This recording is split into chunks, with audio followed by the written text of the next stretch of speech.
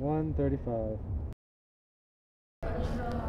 You gotta show a little respect. I'm related to this dead rich dude. Really? Yeah. How does that work? 90,000 years ago, there was a tribe of hunter-gatherers that had to leave the Fertile Crescent. Okay, and why'd they have to leave? Well, because their land wasn't very fruitful anymore, and there were neighboring tribes who were at war trying to take over their territory. It just wasn't worth it to try to hold on to it. And the leader of the tribe, he was getting really old, and he had 2 sons. He loved his sons dearly, but as he inched closer and closer to death, the relationship between them got worse and worse, because they both wanted to take over the tribe.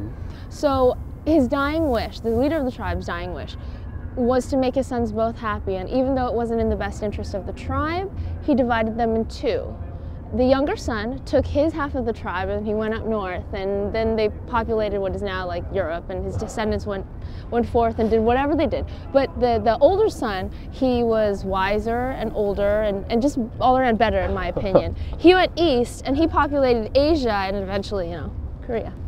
You know, that is really amazing. I know. Because I'm related to that guy. Really? How?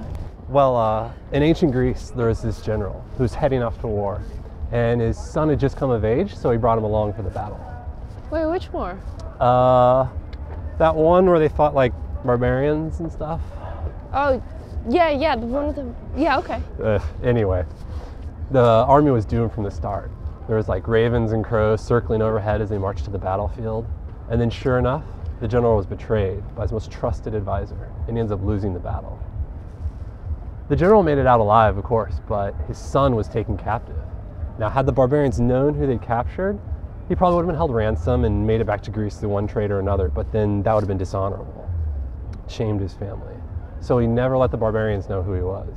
His Greek tale ends with him dead on the battlefield. But he eventually went on to make a life with the barbarians, and his line went on to produce me. Oh, so this guy comes from that family in Greece? Yeah, that's why he gets the statue, because he's from Greek aristocracy, whereas I'm just from barbarians. Oh, really? That's too bad, because you'd be way more interesting if you were from Greek aristocracy. Well, so would you. I come from a royal family in Korea. Oh, yeah? Yeah, that's how I'm related to this guy.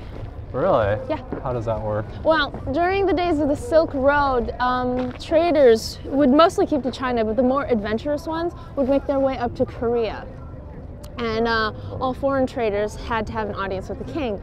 During one such audience, the trader set eyes upon the king's daughter, who was really beautiful, and it was love at first sight for the both of them. And so they decided they needed to be together. But for her to marry outside one of the other wealthy families was completely unthinkable, so she had to choose. Either stay with her wealthy family and lose her love, or go with him and face banishment. And she chose? Love. She ran away with him in the middle of the night, but then she spent 6 miserable months living the life of a roving trader. And when they finally got back to his home, she put her foot down and said she was done with that lifestyle. And so he set up along the Mediterranean, and their descendants eventually made their way up to mainland Europe. Well, if you're from the royal family, then where's your statue? In Korea, foo. I guess that makes sense. Of course it makes sense. But hey, I'm sort of related to this guy. Sorta, that doesn't count. No, hear me out. So in the 12th century, there was a coven of witches living outside a village in France. And they were making their living off of stealing the essence of children. One by one, the town's children fell deathly ill, and none of the doctors could figure out what was going on. So the villagers were able to successfully deduce it was witchcraft. They wasted no time in setting up a raiding party to go hunting for them. Now the witches saw all of this with their mind's eye, so they knew their time was up. But they decided their best chance for survival was to separate. But before they did, they made a pact in blood, sealing their sisterhood for all eternity. Wait, you're telling me you come from witches? Sad, sad truth of mankind is that we all come from witches. Anyway, they never saw each other again. This guy's ancestor gave up her witching ways, casting one last charm on an aristocratic man and marrying him. Mine just ended up living in a village as a healer. I don't think that really counts. It was a blood pact. I mean, do blood pacts count for nothing these days? Perhaps. I guess I could let it count. After all, my common ancestor with this guy swore a sacred oath with Marco Polo. Really? Yeah. How did that happen? Well, Marco Polo visited Korea in the 14th century. No, he didn't. Marco Polo only went to China, dude. Yeah, he did, dude. I think you should recheck your history and the travels of Marco Polo. He's always talking about a country called Koryo. I wonder what country he could be talking about. Could be any place. No, I don't think so. At that time, Korea was a really isolated place, so no one went in and out. So when Marco Polo showed up, it was a huge deal. Everyone who could see him did. And he was like a magician or something, a wizard.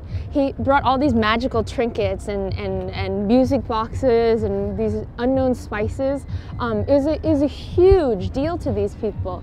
And everyone was enthralled, especially this one little boy.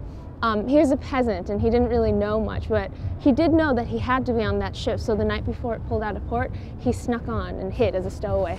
And so they threw him overboard. It's too bad for that little boy. No. They found him, but Marco Polo took a liking to him, and then they taught him Italian. He was a really quick study, and he went on to become one of Marco Polo's most trusted aides. You know, your family has a real affinity for running off with traders. That is a low blow. If we were in Korea, you would see the full history of my family. Yeah? Yeah. Well, I'm just amazed by the coincidence. What coincidence? I'm related to this guy too. How? Vikings. What? Yeah, dude, Vikings. They raped their way all over Europe. I'm pretty sure you weren't considered a man in the Viking tradition until you had like 100 babies with 100 different women. So me and this guy had the same Viking ancestor, along with like every other white dude in the park. Okay, fine. I guess that means we're related. I guess it does. That's a bad sign, right? Don't Koreans take that stuff pretty seriously? Yeah, they do. Our parents are going to be appalled. Nah, I'm from Kansas, dude. My parents will be delighted to hear it. They're really disappointed when I started dating outside the family. Oh, ha ha. I thought you hated it when people assumed that Kansas was like the rest of the South. Well, yeah, but it does come in handy for a joke. So it's okay when you want to make a joke, but it's not okay when other people want to talk about it? Exactly, that's how these things work. I could really go for a snow cone right about now. 2:30.